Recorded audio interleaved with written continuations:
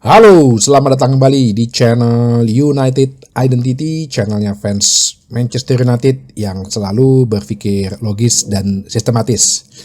Jadi mau coba ada dua hal nih yang gue bahas. Pertama mengenai press conference-nya Erik ten Hag tadi malam, ya. Jadi udah agak malam juga dia press conference jam 8 ya. Yang pertama itu yang ditanyakan adalah, ya udah pasti kan, yang pasti wartawan akan mancing-mancing, yaitu mengenai posisi dia. Bagaimana dengan suara-suara pemecatan segala macam. Terus dia bilang, ya yang berisik mah di luar sana, di dalam sih nggak apa-apa gitu. Justru beberapa media yang berisik, ya, yang dimana mereka menciptakan cerita, menciptakan dongeng. Percis kan, yang penting gue bilang kan, menciptakan dongeng-dongeng gitu.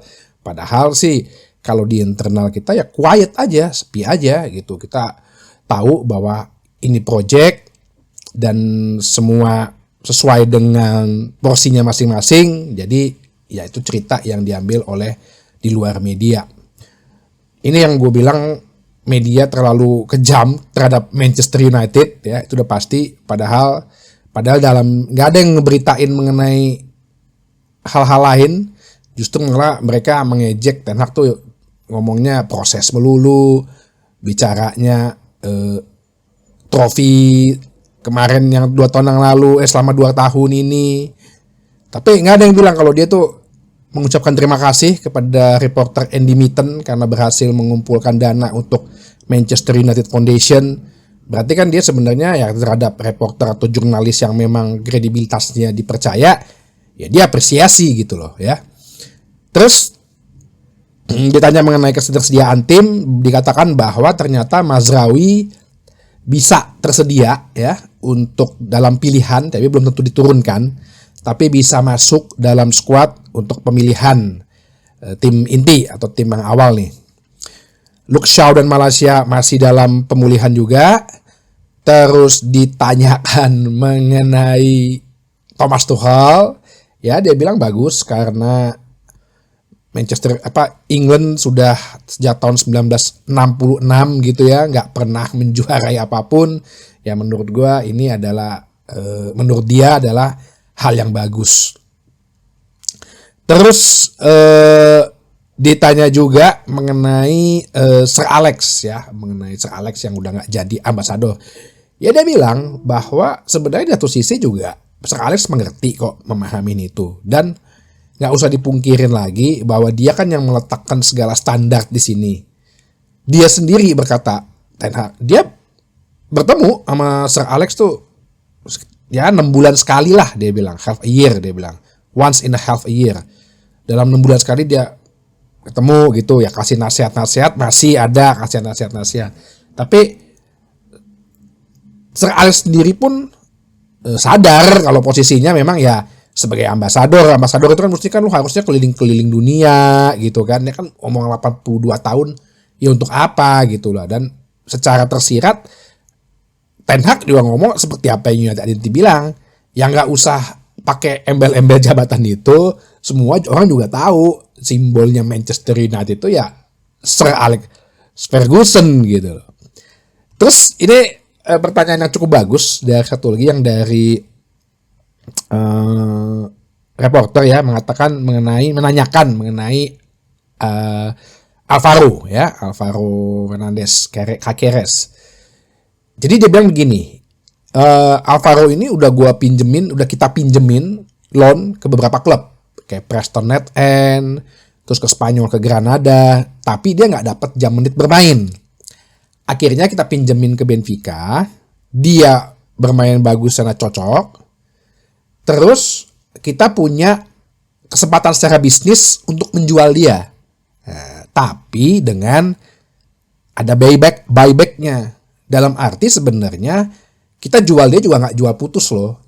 Kita jual dia dengan kendali itu di kita gitu sebenarnya ya. Jadi ya kalau emang dia pada saat ini dia bagus, kalau dia akan semakin bagus dan dianggap cocok udah dengan standarnya Manchester United, ya kita kan buyback gitu loh. Jadi bisnis sepak bolanya gitu.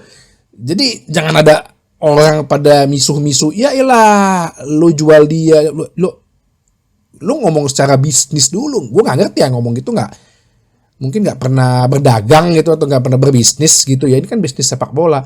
Ya dia dalam hal ini pilihan ketiga. Ya memang ada misinformasi dari tim medis waktu itu mengenai pemulihan Malaysia sama Shaw. Tapi kan dia ngelihat bahwa si Alvaro ini punya potensi. Oke, secara duit kita bisa bisnisin, ya. Kita dapat juga duit beli, tapi kendali ada di kita, yaitu melalui klausa buyback-nya itu, ya. Jadi berpikirnya seperti gitu dong. Jangan cuman mikirnya ya ala football manager, beli jual, beli jual, beli jual. Yang kayak gitu-gitu. Kayaknya di football manager kan juga ada sistem buyback kan sebenarnya, ya. Jadi bisnisnya tuh seperti itu gitu. Jadi jangan langsung negative thinking gitu bahwa ini dia nih, bodoh nih, maaf nih ya gue bilangnya, TOL nih manajemennya, masa dijual. Nah, tapi kan dari sisi bisnisnya ada gitu, ya. Jadi itu yang ditanyakan, terus plus juga ya mengenai pressure-nya, ya pastilah dia ngomong kita menangkan trofi kok, ya. Lo kalau dari sisi Ten Hag juga lo mau jawab apa lagi sih ke wartawan? Jawab yang itu aja gitu loh. Whatever, lo mau jawab secara detail apa gitu loh. Kenyataannya kan emang benar. Dia menang 2 piala ya.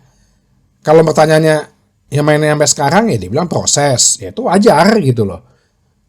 Lu kan yang mau merubah gaya mainnya dia, mau ala-ala City katanya. Ya udah, perlahan-lahan lah gitu, dan lu sabar nunggu lah gitu. Jadi nanti malam memang games yang cukup menentukan juga sebenarnya ya, dan harus dimenangkan. Gua sempet utak-atik sedikit ngelihat Brentford gimana. Gue jujur jarang ngeliat Brentford main. Yang pas lawan Liverpool kemarin aja ya, gue sempet nonton. Memang Brentford itu tim yang pragmatis ya, dengan mengandalkan long ball. Tapi perlu diwaspadai juga bahwa si Brentford ini walaupun pragmatis tapi tim yang penuh dengan efisiensi. Kenapa gue bilang efisiensi? Brentford ini mempunyai expected goal shot itu secara statistik nomor 1. Ya, bahkan persentase shots on targetnya, persentase shot on target itu nomor 1 dia. Walaupun kalau dari sisi possession football ya, dia itu nomor 5 terendah. Jadi lu bisa bayangin ya, ini tipe yang pragmatis banget nih, parkir bus banget nih ya. Nomor 5 terendah. Tapi untuk long ball ya, long ball itu long passes ya, dia itu nomor 2 sukses long passes, dan kipernya nomor 1 yang sukses melakukan long ball. Jadi benar-benar pragmatis banget nih. Ini yang perlu diwaspadai juga oleh Manchester United. Berarti dia bermain nggak peduli dengan possession football, tapi yang penting bola bisa nyampe. Gaya Inggris nih, gaya Inggris banget. Terus satu lagi yang paling diinin, dia itu selalu membiarkan lawan masuk ke daerah pertiga pertahanan dia. Jadi bukan yang main high pressing kayak Liverpool atau kemarin lawan Tottenham, tapi dia ngebiarin si lawan untuk masuk ke sepertiga daerah pertahanan dia. Nanti baru begitu di pertahanan, itulah baru di pressing. Nah, jadi bahkan dia ini pressing intensity di sepertiga pertahanan dia itu nomor 3 terbaik. Jadi lu bisa paham ya, bisa lu bayangin nih strateginya Brentford gimana nih. Terus satu lagi, dia juga adalah yang nomor 2 untuk tackle di daerah pertahanan. Jadi sistemnya dia membiarkan pemain semua masuk, pemain lawan, dan bebas untuk melakukan serangan. Karena kenapa? Satu data lagi, ini juga data dari Premier League.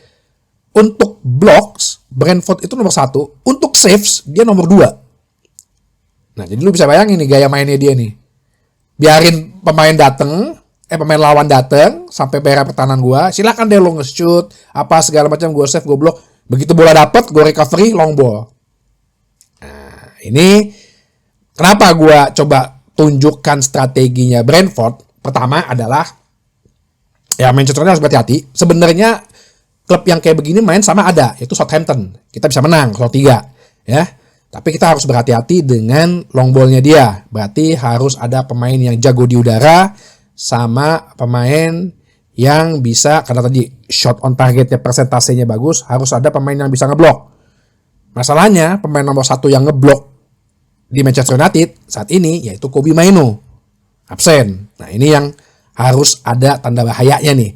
Tapi yang pasti berarti kita harus bermain mengendalikan bola, possession football, berani untuk nusuk-nusuk ke kotak penalti, khususnya oleh wingernya. Jangan ragu untuk banyak orang di kotak penalti, ya. Yang pasti ada satu orang yang nunggu ngedown di belakang nih, ya, yang untuk nyapu bola-bola lambung itu. Itu alasan pertama. Alasan kedua, ya gue cuma pengen nunjukin doang aja ke lo gitu. Ternyata Thomas Frank itu mainnya long ball, nggak main possession football. Lu yakin dia bakal jadi pelatih Manchester United? Katanya kontender terkuat. Nanti kalau dia masuk mainnya long ball, gaya pragmatis parkir bus, lu semua misu-misu lagi. Kok mainnya nggak kayak Manchester City? Kok mainnya nggak kayak Arsenal? Kok mainnya kayak tim mediocre? Dipikir logis dan sistematis. Jangan asal ngikutin media. Wow iya pecat. Oh iya Thomas Frank calon kuat. Thomas Frank mainnya long ball, pragmatis. Kita udah pernah kok main long ball. Zaman David Moyes, lu semua pada protes. Pemain-pemain aja protes sampai bilang kita harus long ball sampai sejauh apa nggak tahu katanya. Patrice Evra tuh yang ngomong sama Rio Ferdinand.